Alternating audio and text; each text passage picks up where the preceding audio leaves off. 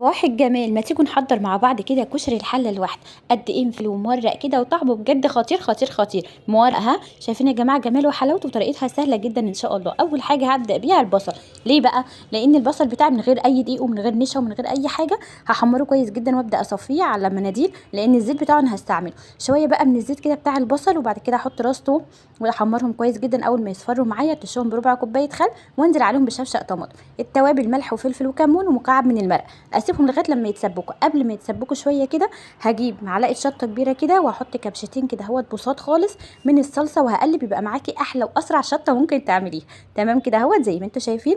وده قوام الصلصه المظبوط جدا ما شاء الله، ولا هو تقيله ولا هي خفيفه. هجيب حله كبيره كده اهوت على النار، وبعد كده هبدا احط كوبايه من الشعريه احمرها كويس جدا، وهنا معايا كوبايه من العدس بجبه انا سلقاه تمام، لا اما تنقعيه مثلا 3 4 5 ساعات. حمرت الشعريه كويس، نزلت على طول بالرز، وبعد كده على